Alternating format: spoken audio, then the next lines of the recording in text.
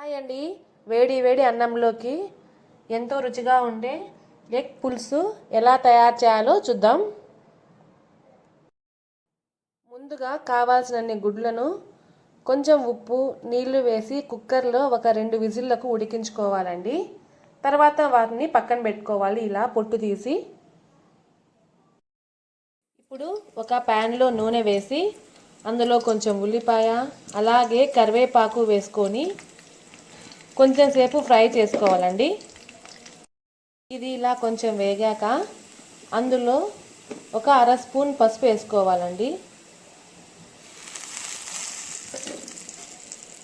దీన్ని కూడా 1 నిమిషం అలా వేయించుకుందాం.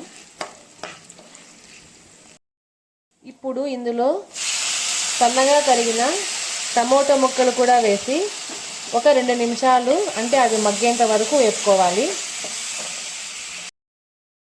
ఇలా టమోటా కొంచెం సేపు మగ్గాక ఇందులో కొంచెం ఉల్లిపాయ వేసి కలుపుకోవాలండి.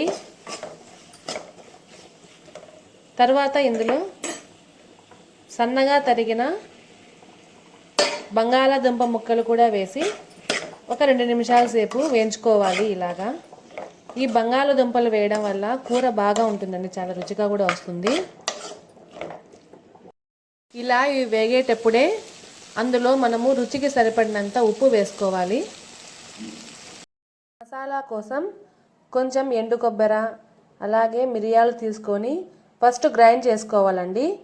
మిరియాలు వేయడం వల్ల గుడ్డు పులుసు నీచు వాసన లేకుండా చాలా బాగుంటుంది. తర్వాత అందులో 2 స్పూన్ల కారం అలాగే 1.5 స్పూన్ ధనియాల పొడి వేసి ఇలా మెత్తగా గ్రైండ్ చేసుకోవాలి. తర్వాత అందులో అల్లం వెల్లుల్లి కూడా వేసి దాన్ని కూడా మెత్తగా గ్రైండ్ చేసుకుందాం. ఇప్పుడు ఇందులో తగినంత నీళ్లు కూడా వేసుకొని మెత్తగా గ్రైండ్ చేసుకోవాలండి. బంగాళాదుంప కొంచెం మగ్గాక మనం ముందుగానే ప్రిపేర్ చేసి పెట్టిన మసాలా కూడా ఇందులో యాడ్ చేసి బాగా కలుపుకోవాలండి. ఇందులో కొంచెం నూనె ఎక్కువగానే పడుతుంది. ఇలా ఇంకొక 3 నిమిషాలు వేయించుకోవాలి. ఇందులో మసాలా నీళ్ళు అలాగే కొంచెం పై నీళ్ళు కూడా వేసి బాగా కలుపుకోవాలండి. ఇలా వేసాక మనకు ఉప్పు ఒకవేళ తక్కువైతే సరి చూసుకొని వేసుకోవాలి. మసాలా ఉడికేటప్పుడు మనం ముందుగానే ఉడకబెట్టి పెట్టిన ఈ ఎగ్స్ అన్ని ఇలా వేసుకొని